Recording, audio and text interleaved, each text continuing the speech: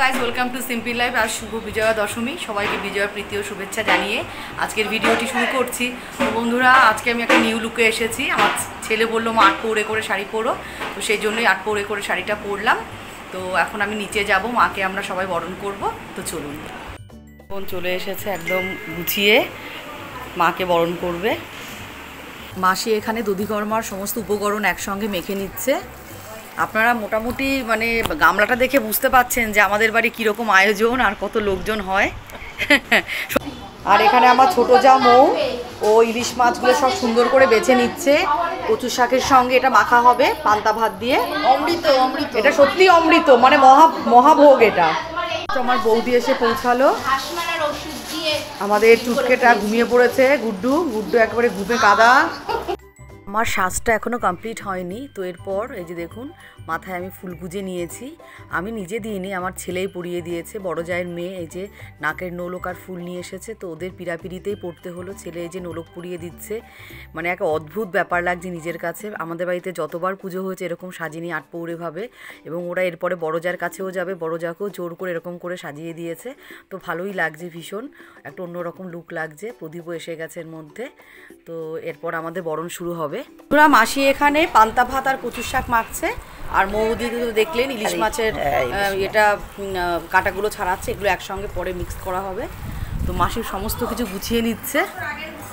এই যে দেখুন, দধিকর্মাও রেডি। একটু পরেই বরণ শুরু হবে। তো আমরা সবাই পুজো মণ্ডপের কাছেই চলে এসেছি। পিয়াও এসে গেছে, কি মিষ্টি লাগছে দেখতে, ওকে দেখুন, খুব সুন্দর লাগছে।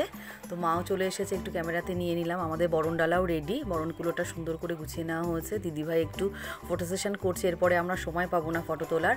তো দিদিভাই প্রথমে বরণ করে নিচ্ছে, এবং যা যা নিয়ম রয়েছে দিদিভাই সম্পূর্ণটাই করে দেয়। এরপরে আমরাই পরের নিয়মগুলো করি, এবং দিদিভাই ম্যাক্সিমামটুকু সম্পূর্ণ করে দেয়। এই যে দেখুন, দূর্বা দিয়ে মাকে বরণ করছি, এক এক করে সমস্ত ঠাকুরকে বরণ করে নিচ্ছি। এটা আমাদের নিয়মের মধ্যে রয়েছে, পিছনে দিয়ে দেওয়া। এরপরে পান পাতা দিয়ে বরণ করে নিলাম।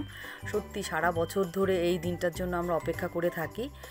এই যে দেখুন, পিয়ালি এবার বরণ করছে। বেসিক্যালি কলকাতায় থাকে, কিন্তু পুজোর সময় ঠাকুরনগরে চলে আসে।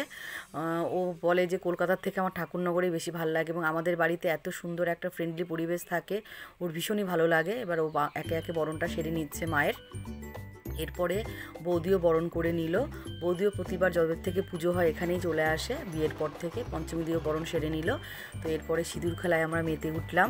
পিয়া রয়েছে, পিয়ালি রয়েছে, বৌদি রয়েছে, সবাই একে অপরকে আমরা সিঁদুর পরাচ্ছি। এই যে কী এক অদ্ভুত আনন্দ বন্ধুরা, এটা মানে ঠিক বলে বোঝাতে পারবো না। এটা সিঁদুর খেলায় যারা মানে পার্ট নেয় তারাই এটা আনন্দটা বুঝতে পারে। তো মাও আমাকে একটু সিঁদুর পরিয়ে দিল, পঞ্চমী দিকে আমি সিঁদুর পরিয়ে দিলাম। এই বছরের একটা দিন আমরা সবাই অপেক্ষা করে থাকি, একে অপরের সঙ্গে ভালোবাসার যে আদান প্রদান হয়, দেখা হয়, সত্যি খুব মানে একটা অন্যরকম ব্যাপার থাকে। বাবানও একটু আমার গালে সিঁদুর লাগিয়ে দিল। তো এখন আমি খাওয়ার জায়গায় চলে এসেছি, একটু পরেই ঠাকুর নিয়ে বেরোতে হবে। তো সবাই খাওয়া।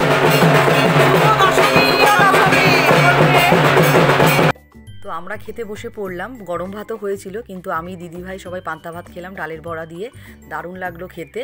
এই যে দেখুন, পিয়া, আমি, ফুলু রয়েছে, দিদিভাই রয়েছে। পিয়ালিও এর মধ্যে বাড়ি যাওয়ার জন্য রেডি, ও পরে আবার দুপুরবেলা আসবে, ওর বাচ্চাদের নিয়ে আসেনি। এই যে আমার এক ননদিনী, বহু বছর পরে মামার বাড়ির পথে এসেছে। 5 বছর পরে ওদের বলতে বলতে আমাদের বুক ব্যথা হয়ে গেছে, তাও আসে না। এবার হঠাৎ করে পদার্পণ। তো এর মধ্যে দাদা আর মিষ্টি চলে এসেছে, আর প্রতিমা নামানোর কাজ চলছে। বড়দা সবাইকে দিয়ে মনিটরিং করিয়ে কাজটা করিয়ে নিচ্ছে। তো এর মধ্যে এই যে দেখুন, গুড্ডু কি নাচানাচি করছে ঢাকের তালে, সঙ্গে বাবানও রয়েছে। ও পুজোর 5টা দিন প্রতিদিনই ধুনুচি নাচ করেছে। এই আমার এক যা হয়, অশোকনগরে থাকে, বহুদিন পরে আমাদের বাড়িতে এলো পুজোর সময়। আর এদিকে প্রতিমা নিয়ে আমরা নিরঞ্জনের পথে এগিয়ে চলছি। যেমন আনন্দও লাগে পুজো মানে আগমন নিয়ে, আর বিসর্জনের দিন ঠিক ততটাই মন খারাপ লাগে। তো তুলি রয়েছে, পিয়া রয়েছে, মনা রয়েছে, আমিও রয়েছি, সবাই নাচানাচি শুরু করেছি। আর এদিকে বড় যা, আমি, বাবান সবাই ধুনুচি নিয়ে মাকে আরতি করতে করতে বিসর্জনের পথে নিয়ে চলেছি। এবং আমাদের এই যে বিসর্জনের যে প্রসেশনটা চলে, এত আনন্দ হয়, এত লোকজন যায়, আপনাদের কি বলবো।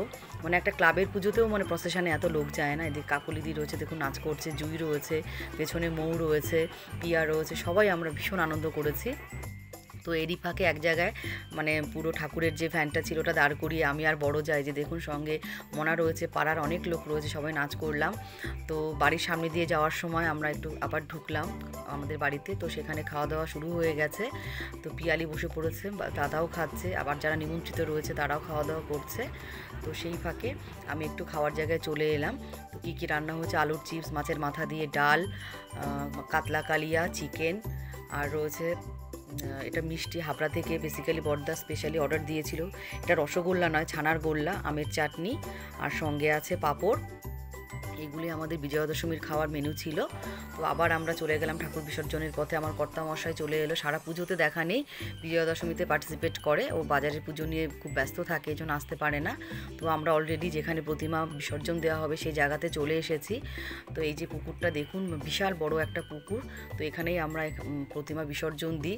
তো প্রতিমা বিসর্জনের আগে বড়দা, আমার কর্তা, বাবান সবাই আমরা মায়ের কাছে ক্ষমা প্রার্থনা চাই, যদি কোনো ভুল ত্রুটি করে থাকি তিনি যেন আমাদের ক্ষমা করেন, এবং আগামী বছরের প্রতীক্ষায় মাকে সেটা আশা নিয়ে মাকে বিসর্জন এই যে দেওয়া হচ্ছে।